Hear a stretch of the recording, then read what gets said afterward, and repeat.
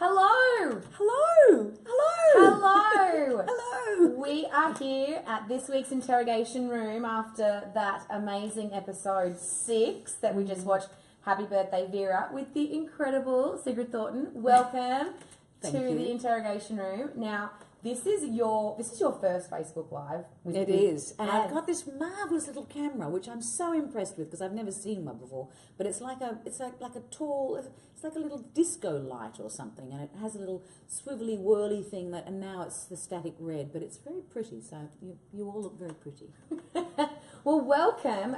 Where do we start? One, we're super excited to have you on the Interrogation Room. Thank you. And as you know, I'm sure Tammy and the rest of the cast have told you, I am a very hard interrogator for the fans, and I get to the bottom of all their niggling questions. So it's going to be a full-on 45 minutes, guys. I'm ready. Get your questions ready. Make sure you're pushing them through so that when we get to the Q&A, bring it on. We can really just get to those questions that we wanted, because I know you guys have been wanting to talk to Sigrid for a while. So. Here we are. Now, before we do anything, we always have to talk about the ep that everyone just watched, because we need to just move on and get to some other stuff. And that ep was wow. It was freaky. And we all talked about it when we were making that episode. We all knew what we had in that episode because it was so full, it was so huge. And we all kind of wandered around saying, my God, how can there be so much action in one single episode? How can there? It's pretty jam-packed. And the climax is, as you've just seen, pretty, suitably revolting. So we can talk about that more later. But yeah, it's a terrific episode. And the episode, I guess, too, sometimes when I feel like you have so many storylines going at once, it can feel a little bit disjointed and jumbled. But this episode just had you going from storyline to storyline to storyline and then back again. And all of a sudden you were just like, and then you come to this moment at the end where you're just like, holy crap. I can't believe this is happening. How did all this happen in one episode? When I actually read about the script with the tongue, of course, I must say, and I've read quite a few Wentworth scripts now, I was pretty gobsmacked at the sort of audacity of it, really. But that is that's the skill of the writing, is that the plotting is very strong and the kind of interwoven storylines. It's actually really, really hard to do, and they seem to manage to do it punch amazingly. Yeah. So before we get too much into that, because Sigrid's actually going to talk us through some of behind the scenes stuff with that, guys, which is really exciting. Let's talk about Sonia Stevens. Yes. And let's talk about, so we've seen so much of Sonia this season, and I want to go back, I guess, Ep 4, Ep 5, the last two Eps, where we basically found out a little bit more about Sonia, because I think everyone was kind of thinking, did she do it? Didn't she do it? Mm-hmm. What's her plan? The role of Sonia's been played so well in the sense that you want to love her, but then the next minute you think, oh, hang on, is she going to actually harm one of my favourites, or is she okay? And then we find out she was in on it with Don. Yes. And she's known all along that poor Lizzie is witness X and just made her, suffer immensely. I know, I'm sorry. And then Don double crosses her. One minute we think, oh, Don's dead. Then Don double crosses her, and now she's back in prison for the murder of her husband. What an amazing storyline that literally the majority of that end of that unfolded in one episode. Yes, I'm really kind of pleased that people did seem to be genuinely surprised by the unravelling and unfolding of the storyline and the revelations that occurred in that episode, because it was difficult to kind of keep that, to keep the tension of that secret, and also the cat and mouse game that Sonia so enjoys playing with Liz. We wanted to keep that for as long as possible because it was delicious, but we didn't want to keep keep the fans waiting too long for them to hear what was actually going to go what was really going to happen. And I was delighted that people were so genuinely surprised that, I'm sure there were people had their views on both sides, but a lot of people in the middle really didn't know. So I think it was great too. I mean, there's that little tiny teaser too with the hair shaver and the moment that we saw where where Sonia shaves Maxine's head, and it's like, this is a bit natural, and Liz is a little bit freaked out. Yeah. But then Liz has the nightmare as well. Yes. And then obviously we see what unfolds, and I think that gave a lot of tension. And also we don't know. We're not quite sure, because we are going into Liz's internal, world. We're not quite sure whether this is happening in Liz's head, as you say. So it's actually her own paranoia that's stealing. tantalising, yeah. Amazing. And I look, one thing that I did want to ask about this is too, and a lot of fans have been commenting on it, and I've seen all your questions, guys, around do we think that Don actually has genuine feelings for Liz, and that's where, or is he just Sonia was his target all along, he got what he wanted, and now he's actually gone? I have to say, I think I really love the way Steve. I don't like to break the fourth wall, if you know what I'm saying. I don't like to talk about the actor playing the role because he's a character, but Steve did a beautiful job with John, Steve Bastoni, in that he's a smooth customer, and anyone's going to fall in love with him until we start to see that him from the outside. But I think he's opportunistic, essentially. I really think he's just a pure opportunist. And I think he just goes where the action is. And I think he's, terrifically interested in money. I think we tried to play with one of the scenes in the kind of whole revelation sequence. We did try to play with the director around the idea that there might have been a future for Sonia and Don in a different universe. And whether that comes across to the fans, because it was quite subtle, but it was fun for us to play with as actors. We enjoyed the possibility that there might have been something, but it was never going to fly because of course it's always revealed. Yes. Yeah, and what a great storyline! And the other things before I move on from that that I wanted to chat about, and a lot of the different audiences and different chat groups talked about it. It was one of the very few episodes that actually.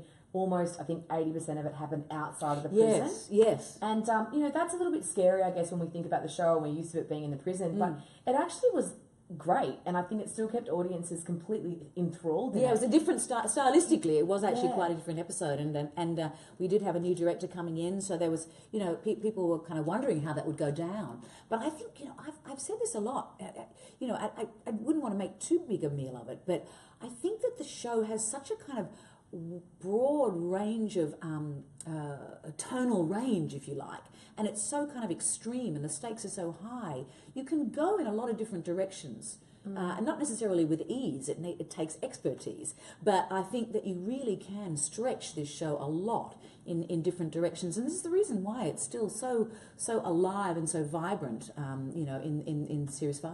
No, amazing. Well, I won't unpack that anymore. Let's also talk about last week, which is, we've got so much to unpack with this, where Juice obviously threatened Sonia, for some money, trying to escort for a little Christmas fund as Juice does. Yeah. And then Juice and the boys took Sonia out in epic style in the bathrooms. Yes. Now, look, we know what happens in the bathrooms with Juice, so fans are kind of like, I think maybe Sonia got out of it a bit lightly in comparison to what happened to Ferguson in previous seasons. But talk us through this scene, because apart from, I guess, the build-up to getting there, because Sonia really held her own and wasn't going to be intimidated by Juice at all. Mm-hmm. Juice obviously is a thug and a very tough customer. Did what Juice does in Juice's way. But I think one of the poignant things of that is that even after all this happened, there was that, and excuse me if I get the line wrong, but it was like, I won't let them win, or that they can't win. And it was just like, Sonia's like, no, I'm not going into protection. No, that's right. I'm to that extent, I think, to unpack that, I think from I suppose from my end, as far as how I understand Sonia, I really think Sonia is lives in another kind of universe. She is on the fringes of the prison. She doesn't really belong, and she's very much an outsider, which is why she's been a bit of a dark horse. We haven't, there are often times when we don't see much of her. She's hanging around on the sidelines, and I think that's because she doesn't really feel like she belongs. She always has an agenda, but she certainly is.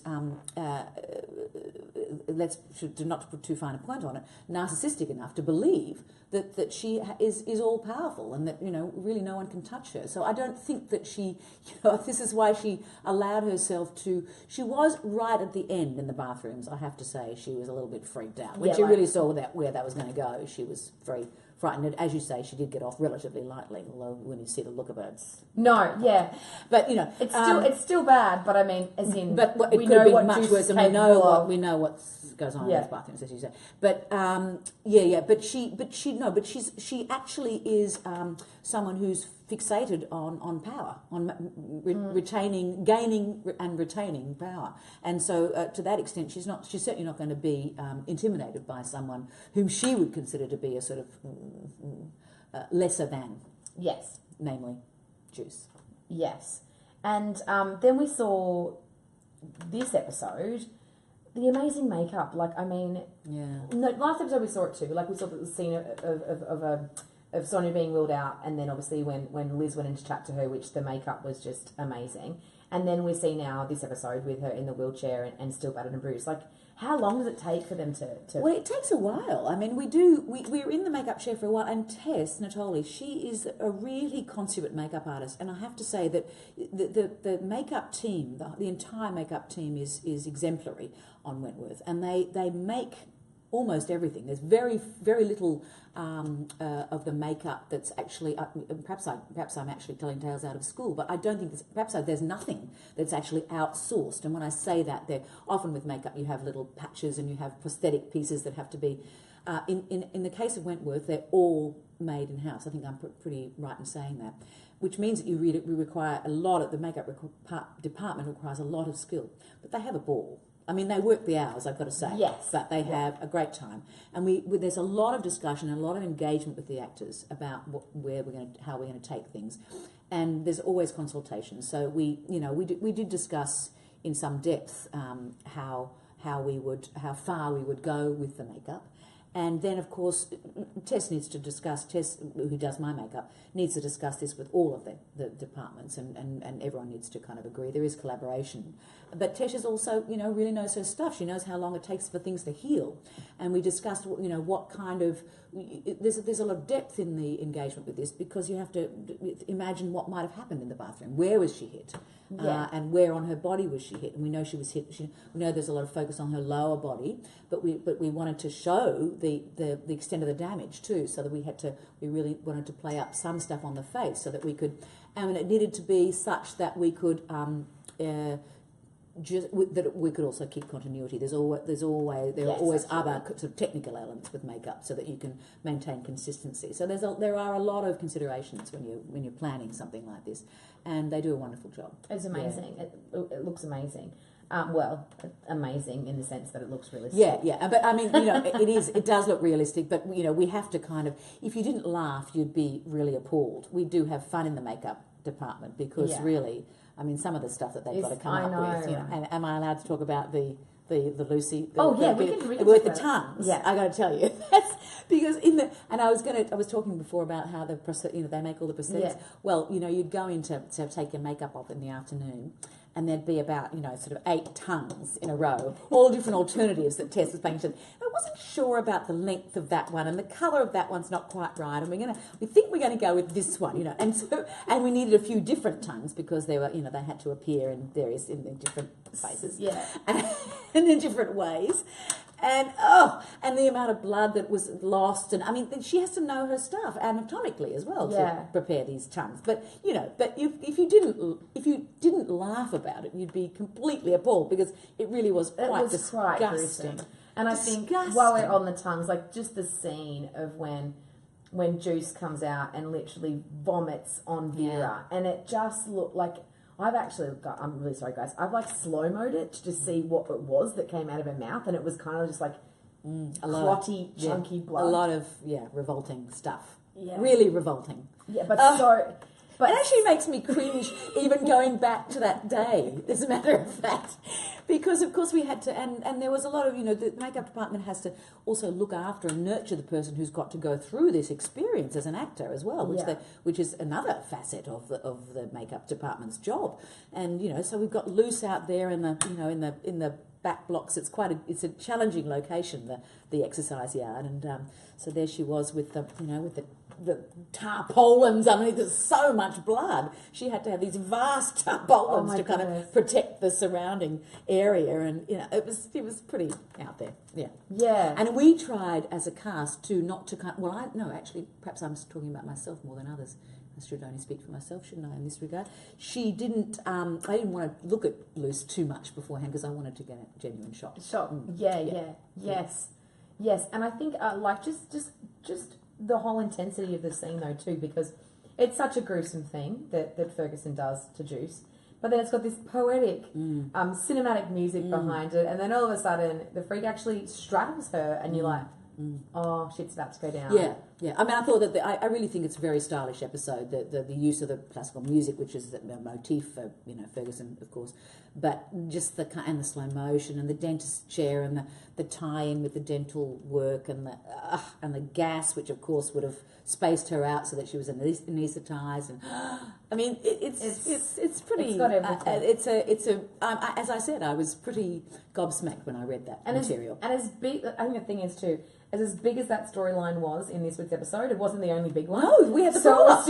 I mean, as a matter of fact, our producer used to sort of walk into lunch and kind of going, sort of, he doesn't have much hair, but he sort of his hat would go on and off and on and off. Because he was so worried about the size of that episode. There was a lot to get through. And then one of I want to call it the lighter moments, and the R moments that we all live for, because a lot of these storylines are very dark and very down, and I love that at times the character that Katrina Mossvick plays in Boomer can bring us some light and relatability, I guess, She's of beautiful. how we're feeling. And this new sort of found relationship between Sonia and Boomer and this new project. And I guess in the sense that obviously Sonia has her own agenda and there's an agenda that Sonia has, but there's this genuine connection between the two of them where I think for the first time in a long time, Boomer kind of feels she belongs somewhere, or she has a sense of purpose. A little bit protected. I think they actually sort of protect each other, and I think that's where there is a kind of mutual respect for the fact that they can do that, and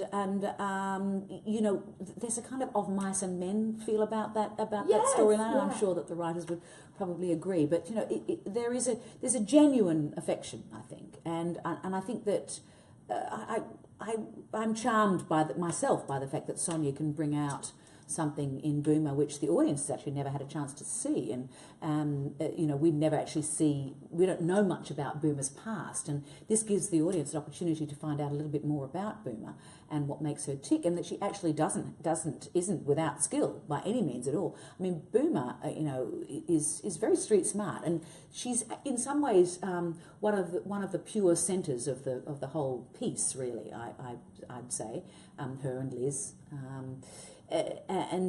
But her purity comes from the fact that she doesn't articulate in the best possible way, but she's completely open and incredibly emotionally sensitive. So she's sort of in some ways the first person to kind of pick up on some different vibration, because she's got a very high emotional intelligence. And so there's something that I think that intrigues Sonia about this person, that she's the kind of person that she would never have come across ever in her life before. And I think she finds that both interesting and sort of charming. And I think, like, that just reminded me when we first went back, I'm thinking it's episode 2 now, where Boomer was so upset about Maxine leaving, and it was actually Sonia that went in and chatted to her and was like, but it was kind of almost in this kind of like, come on, Susan. Yeah, pull yourself together. Pull yourself together. And she was just like, oh, what is this? But it was endearing at the same time. Yeah, I love that. So I'm very excited to see where this new little business partners, this little relationship goes, and I do hope that it's doesn't end up sad for Booms. Well, we love Boomer. I love Boomer. I do. I just love the character of Boomer. I think I love what Katrina has created, and I think she's very special. And you actually alluded to this before, the fact that in any kind of world or universe that's created, that happens in reality or that's created in drama for the pleasure and excitement of an audience, you can't it can't all be dark. Yeah. There's got to be some lightness in order to offset the darkness, if nothing else. And I think that Wentworth does always trying to find that balance. Yeah. And that relatability. I think that's the thing as well. Yeah. Okay, we could talk about this. Or I want one more question though. Yes. Sonia's plans for Liz. Is Sonia going to put Liz out of her misery? Poor Lizzie is literally having connection. No, I know.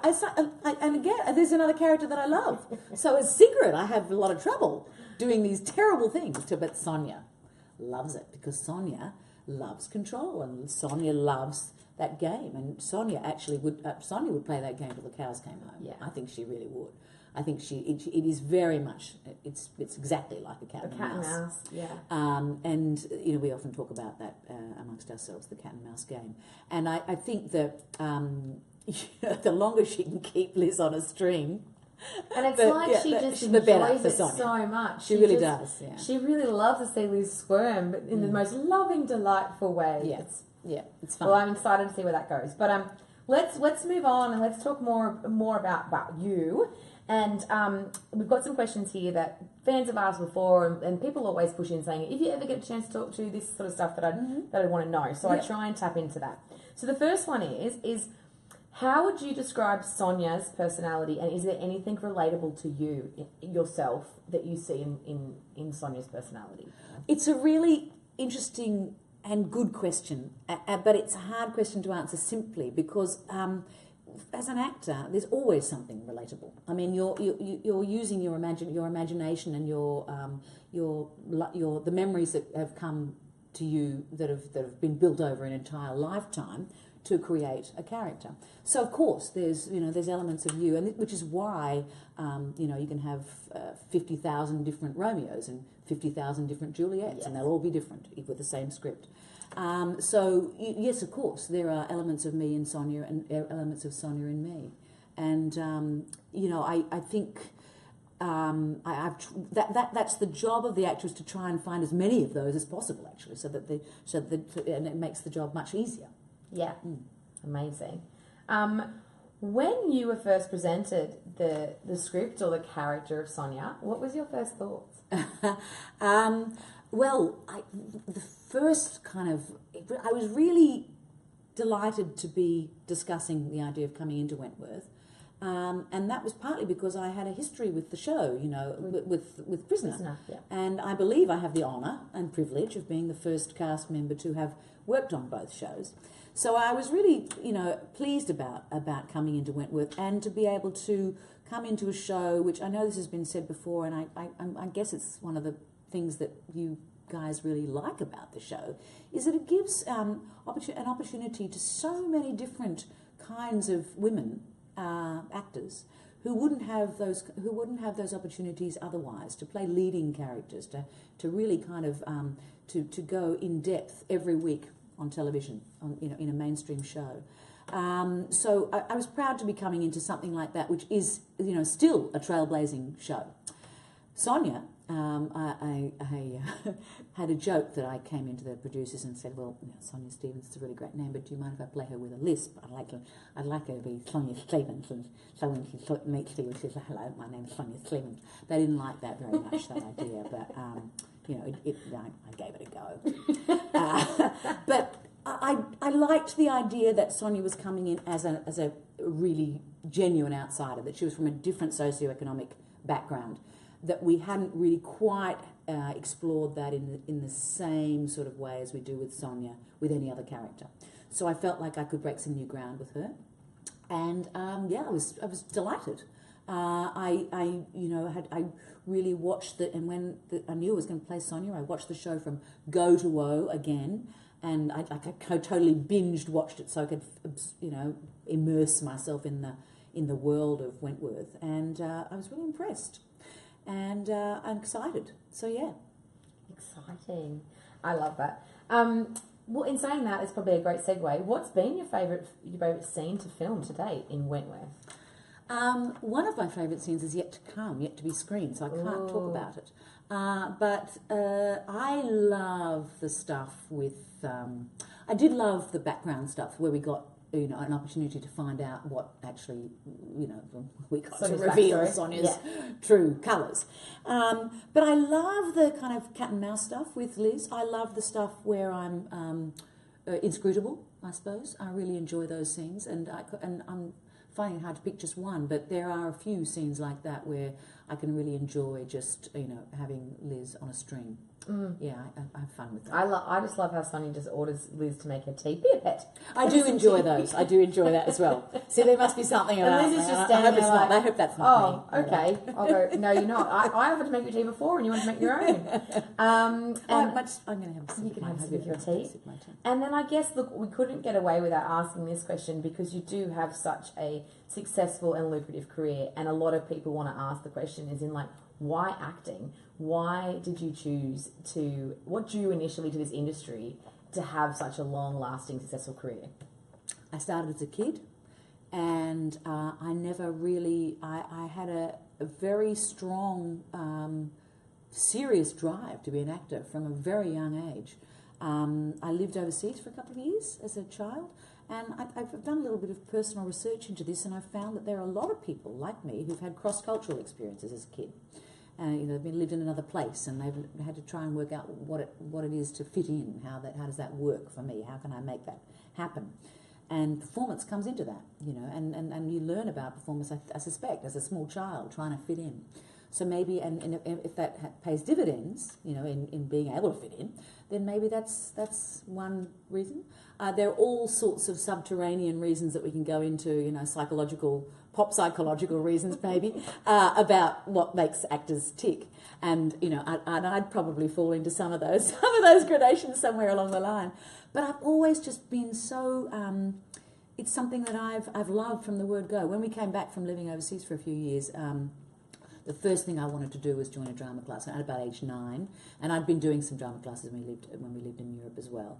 But from the age of 9, really until I left Brisbane, I went back to Brisbane, and until I left home at 17, I did drama classes every week religiously, and I used to get the train, for an hour, and I was just dedicated. I was really devoted to the idea of being an actor.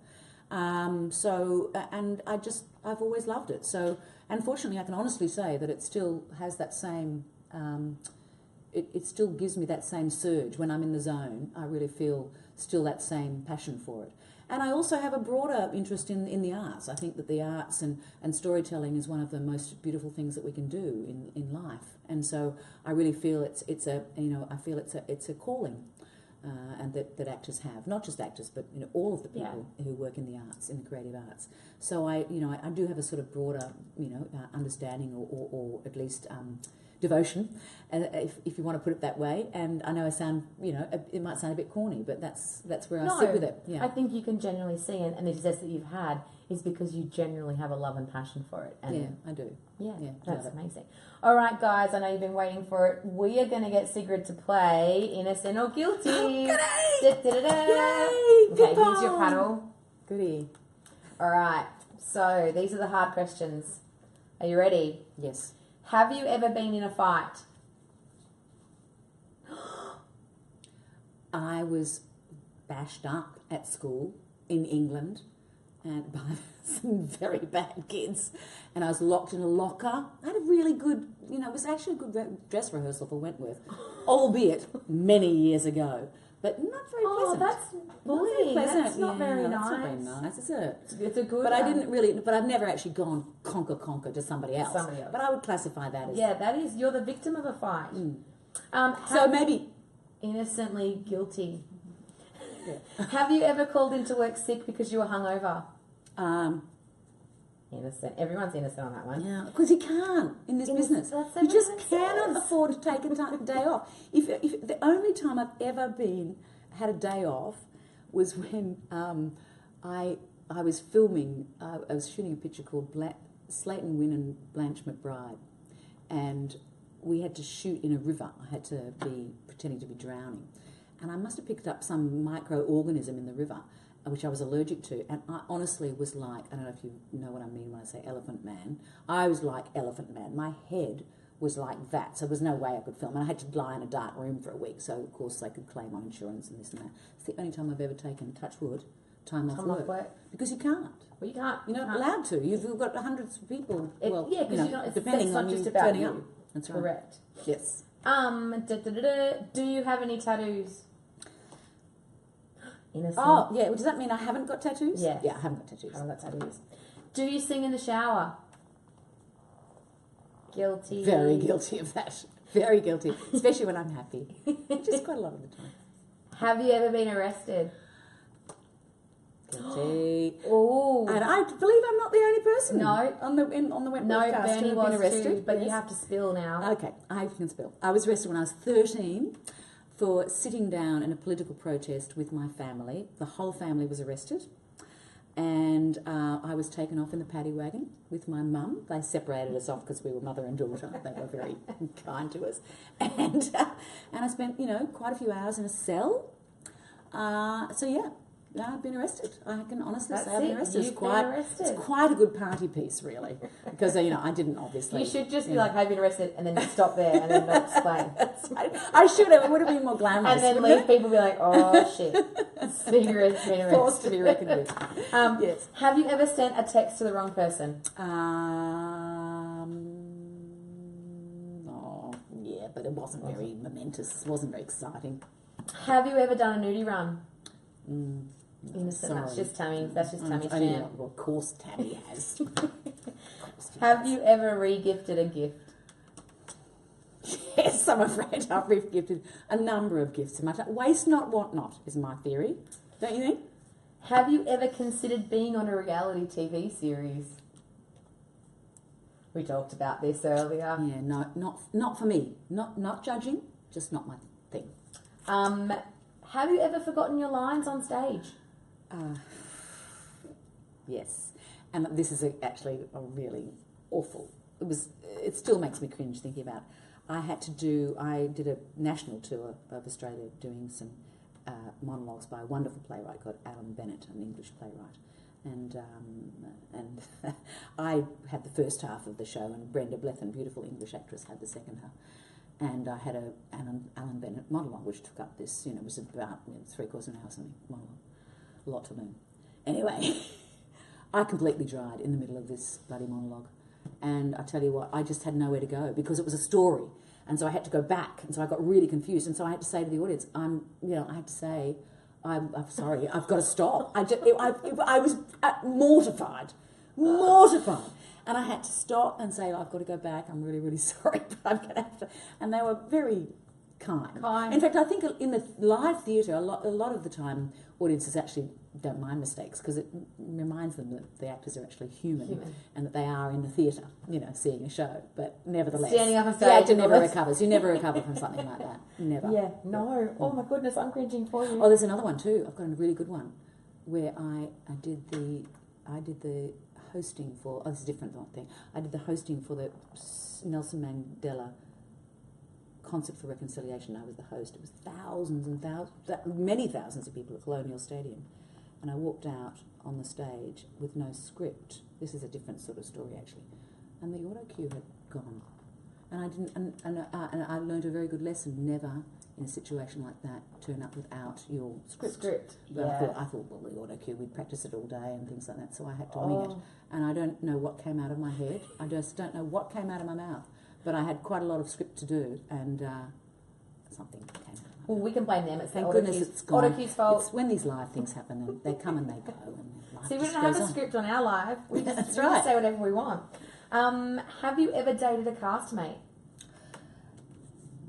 Happily married, long time.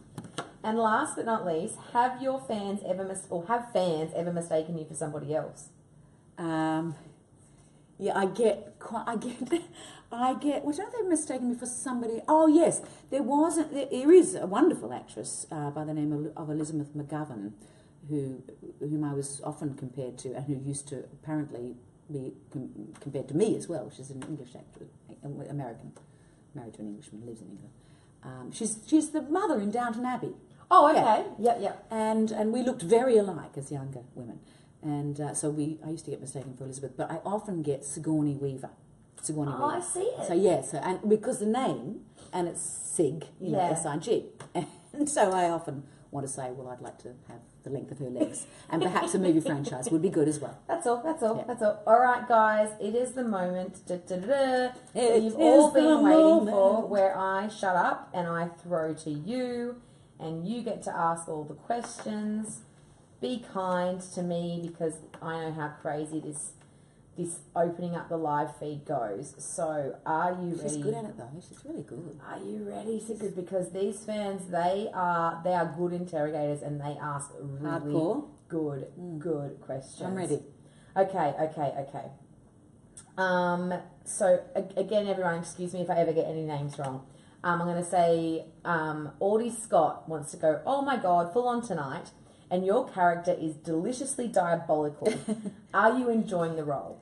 Very much so. The more diabolical, the better. You can't get diabolical enough for it is yummy, I must say, being evil. They're often the most fun parts to play. So yeah, give me more diabolical. Here's an interesting one. We did touch on this a little bit from John White. How is it being the only original prisoner member to come to Wentworth, and how different is the production? Oh, it's a really good question. It's a very different production. Television's just come such a long way since then, you know.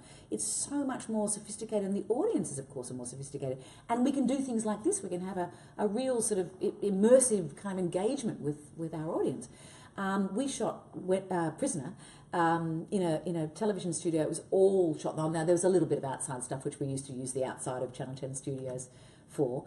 But we did use pedestal cameras. It was shot on videotape, and it was very, very different kettle of fish. It shot really, really fast, faster than Wentworth, and we should, we don't. It's never enough time in television, suffice to say. But it was definitely a kind of more primitive's the wrong word. It still had that kind of that raw quality. But we can experiment so much more with Wentworth, with kind of what really does actually maybe happen, because we've got a more sophisticated society, and television is different. Television is telling different stories, and it's not actually concealing as much of the truth, I guess, these days. Look, of course, there are lots of television shows that are concealing the truth, and don't get me wrong. Don't even get me started on that. But you know what I'm saying. Yeah. This is an interesting one from Cliff Robinson. Who designed the style and the way in which Sonia wears the prison uniform, or not really wears the prison uniform? That's a really lovely question, because our beautiful, beautiful wardrobe department, Michael, and the whole department, they all put such a lot of effort into the teal.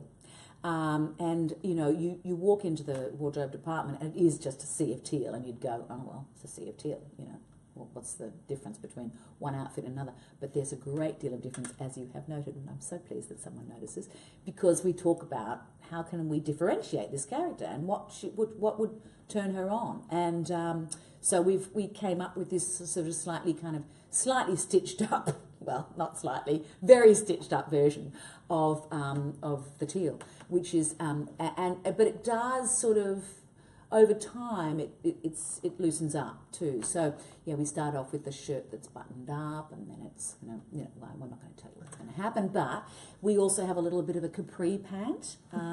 We've tied. Sonia rolls the legs of her pants up. As I don't know if you've noticed that. Maybe there's not enough full body shots to pick that up, but we know it's there. So there's a lot of little details. Sonia and teal. Yeah, sweet. Sarah King, you are doing an amazing job as Sonia. You play intimidating extremely well. What is your biggest difficulty in channeling Sonia's character?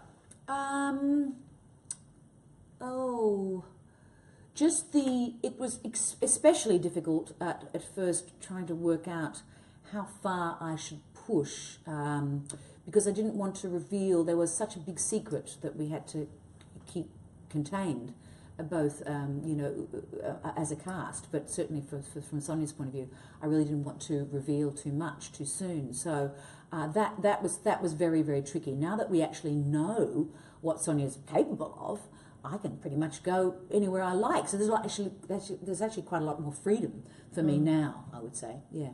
Which is a great fun. Which is a great segue into Justina's question.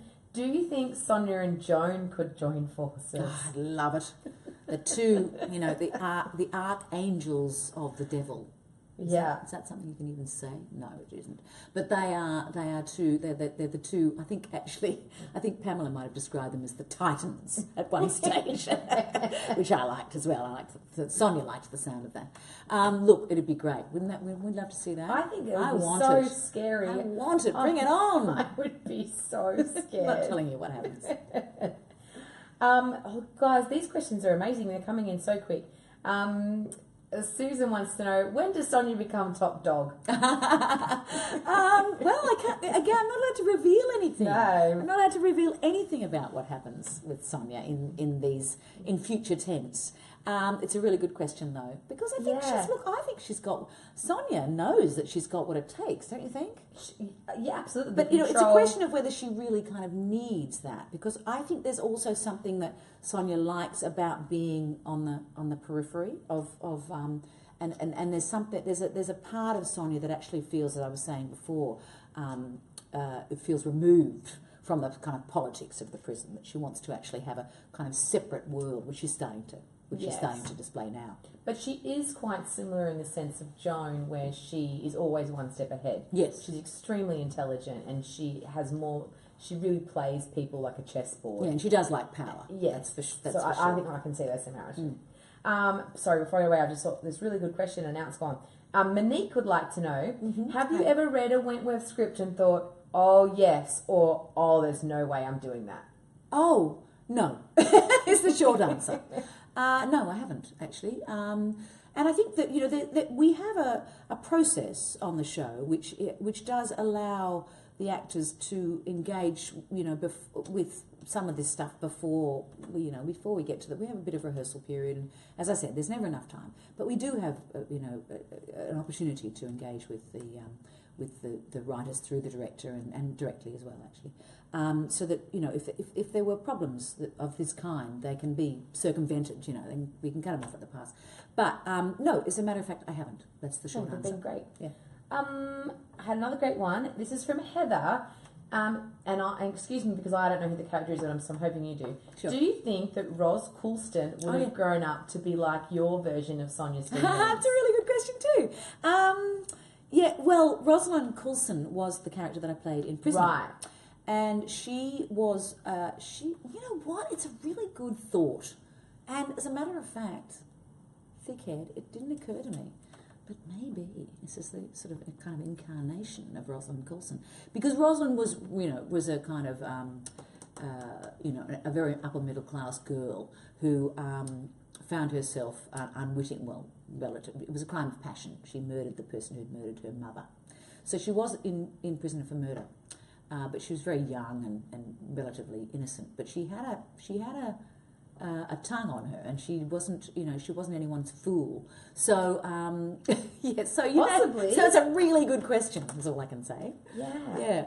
Claudia Smith, did you realise how big the show would be and how it would grow on such an international basis? No, I didn't. And but having said that, I might have known that because, Prisoner was such a... Prisoner, even with the kind of more limited reach of television in those days, because of course now we have, the cliche global village. It can be seen anywhere by not anyone, but a lot of people. And so television has such incredible reach now, which adds to the sophistication element that I was talking about before. But with Prisoner, we didn't have the same kind of...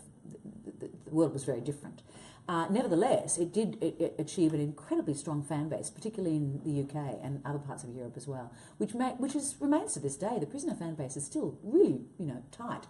And a lot of those prisoners, I'm really happy to say, have moved on to Wentworth. What was the question again? It was about the fan base. And, did you realise it was going to be as big? No, Yeah, I couldn't have predicted the kind of intensity of the fan base of Wentworth. I don't think anyone ever predicts... you can know that you're on a show which is different and has some kind of, a really strong point of difference and that's hard to do these days. A lot of things have been done, and it's hard to be really, really different. And Wentworth does that very, very well.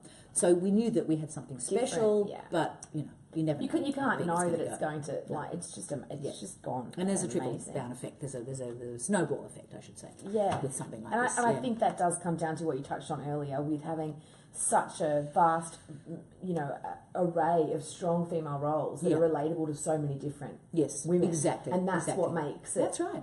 And it's very unusual, and this is where I have to express sadness to say that it's still quite unusual. This phenomenon is still quite unusual in television to have virtually all, Bernard, bless your heart, virtually all, female cast, permanent cast members, that's still really, really unusual. And I'd like that to love to see that change over time. And I'm an optimist. I believe that it will change over time. But we are still in a pretty unusual position. Yeah. No, absolutely. This is an interesting one from Crystal Williams. Why do you think Don and Sonia chose Liz to set up out of everyone? Oh, I think Liz is you could talk about Boomer being a true innocent, but Liz is also a very pure person, and I think that makes her, she's not a fool by any means, but she's open, and not in the same way that Boomer is, but she's got a kind of purity of and a truthfulness about her. I think it makes her more gullible, and I think that was able to be identified and exploited. Yeah. Yeah. This is a little one that might remind you of your past. Lasash Foster says, my mum used to serve you at the Summers Milk Bar 30 years ago when you used to come down and stay at your holiday house, and you don't look a day older. Oh, you are just a gem. Thank you. I take that as a comment. That's what Tony Jones says, isn't it, on Q&A? Yeah, that was lovely. Thank you. There's so many questions coming in, guys, and I am very, very conscious of the time, and I don't want to keep Sigrid because we are so excited because of our big announcement today that season 6 is back in production. Yeah, that's a really, really big deal for us, and and we're very, very, very excited. Yes, and so I don't want to keep you up too late, but let's see. This is a kind of a cool one. It's a little bit of a spoiler, and I'm gonna just let our lovely publicist just nod or not, if you can say it. To nod or not to nod. Wentworth Memes would like to know: are you able to describe the season finale using just one word? No. Well. No. I'm not allowed to. We thought we'd try, guys. We thought we'd try. I have there's a word that comes to mind, but no. I think it would cover a lot of different scenarios, but I really do think that I better leave it because, it's so much more fun when you have to wait. And I know that. I know from watching television myself. I just get so excited about it. All that says, guys, is that it's so out of this world that you can't even describe it in one word. Let's put it this way, it just becomes more and more extreme. So tune in. You've still got some episodes to go until we get to there. We're only at 6. We've still got lots of things to happen. Yeah. I'm going to just start to finish up, guys, and thank you all for your amazing questions. That they've been really, really well. One sort of last one here, which I do like, is Boomer and the Freak in a fight. Who would win? Oh. Well, you see, the Freak is a fighter. The Freak has her moves. I mean, she really, and she's actually she's been a fencer. So I have to go with the Freak. But I almost don't want to do that because I love Boomer so much. But I have to go with the Freak because she's been a fencer. And so she understands strategy and tactics. We saw her doing matrix moves in I think it was she's got those martial arts down. But everyone, look, I think the sentiment is that everyone would like to see Boomer punch the Freak's teeth. She really would. And she could get some punches in, there's no question, because she's just so powerful. Yeah, that's what we want. And we want to see that, don't we? We all want to see that. God. Well, thank you all so much for your questions. Thank you very much for your questions. I think at some point I saw Sigrid sweating under the interrogation because they were great. They were great. Yeah. All right, guys, it's the final part of evening where we do our final 15. Okay, so I'm going to shoot these at you, and you've got to give me your quickest reaction. This is instinctive response, isn't it? Instinctive response. Mm-hmm. Sydney or Melbourne? Melbourne. Beer or wine? Wine. Prisoner or Wentworth? Wentworth. Phone call or text message? A phone call. Facebook or Instagram? Facebook. But I don't have either. Well, I do have either. I do have Facebook now. I have a professional. This is true. We were doing 15 questions.